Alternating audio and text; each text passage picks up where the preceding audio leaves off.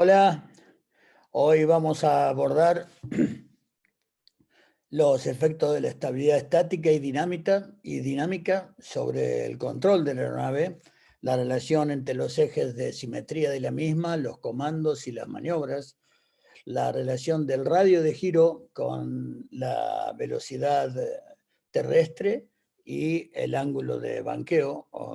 y las consecuencias del sobrerolido o overbanking. Como vimos en encuentros anteriores relacionados con la estabilidad estática y dinámica, un aeroplano considerado inherentemente estable va a requerir muchísimo menos esfuerzo para su controlabilidad. El resultado de ser estática y dinámicamente estable es, como dijimos, que cuando, sobre todo involuntariamente,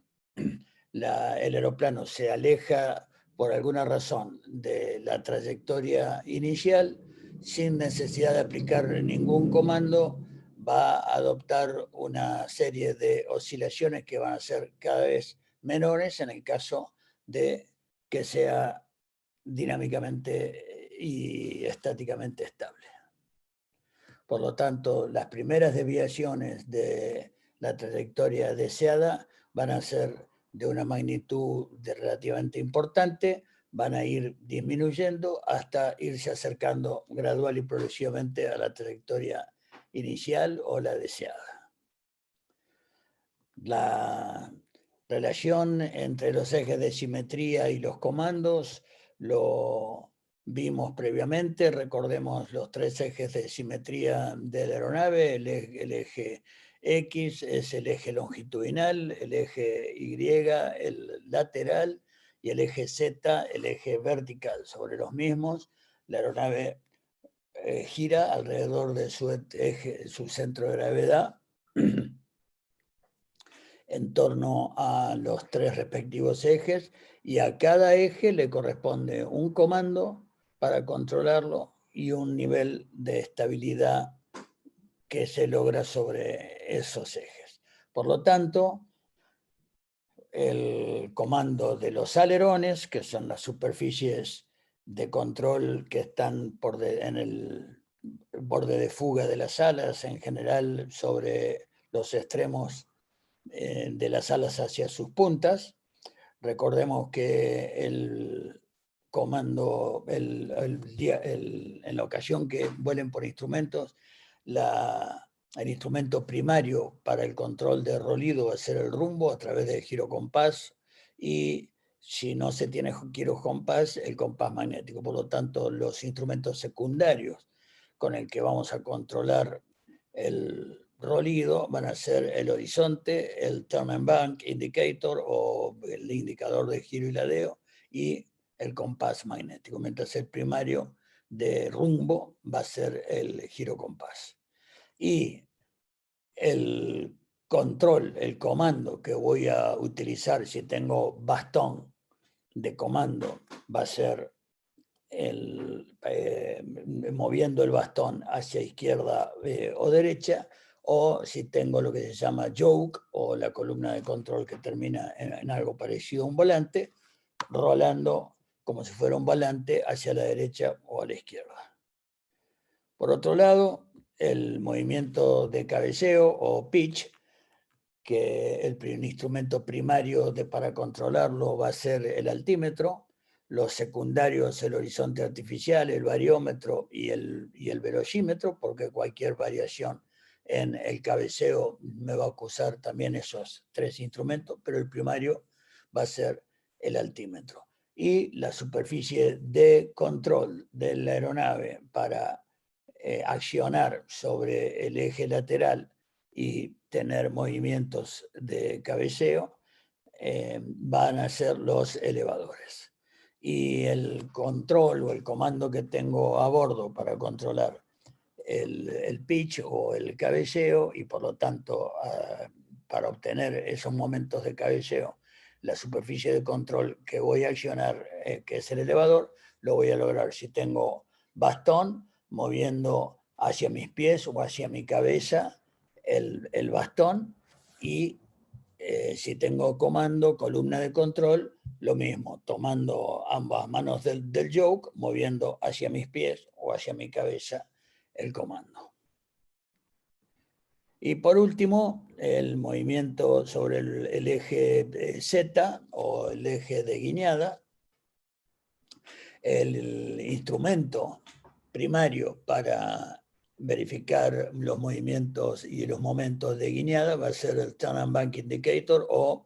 indicador de giro y ladeo, y los secundarios, el giro compás, el horizonte artificial y el compás stand-by o compás magnético. Los pedales van a ser la manera en que yo voy a controlar el movimiento de guiñada, a través de los cuales voy a accionar lo que se llama rudder o timón de dirección, que es la parte móvil posterior al estabilizador vertical de una aeronave convencional, y la deflexión del elevador, del rudder o timón de dirección me va a proporcionar un momento de guiñada hacia el lado del pedal que estoy accionando. Yendo a la relación de todo esto con determinado tipo de maniobras, es muy interesante que tengamos muy presente la relación que hay entre el radio de giro y la velocidad terrestre y con la velocidad terrestre y el ángulo de banqueo, el ángulo de rolido. Si yo le estoy apuntando a la pista 36 en la que tengo que operar, manteniendo constante la velocidad, por lo tanto relativamente constante la ground speed, un mayor ángulo de rolido resultará en un menor radio de giro y mayor, por lo tanto, mejor relación de viraje. Por lo tanto, si yo no cambio mi velocidad con la velocidad constante, si banqueo la aeronave, la inclino solamente 10 grados, evidentemente desde esta posición, con 10 grados, no, manteniendo constante la velocidad, me voy a pasar de la pista. Con 20 grados voy a estar mejor, pero también pasado, y con 30 grados voy a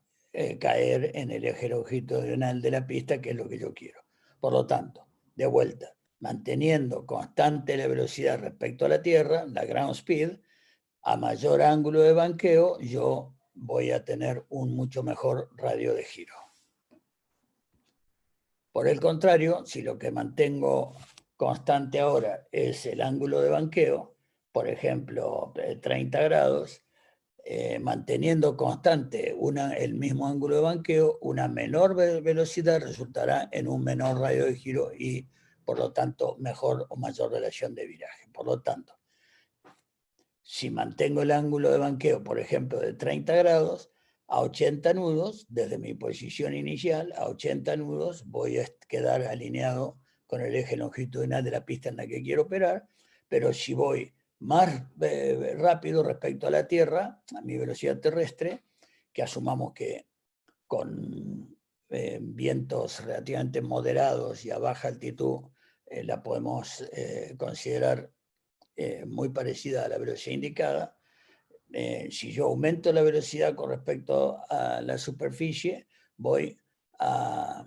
tener un mucho mayor radio de viraje y mucho mayor aún cuando esa velocidad se sigue incrementando. Y otro efecto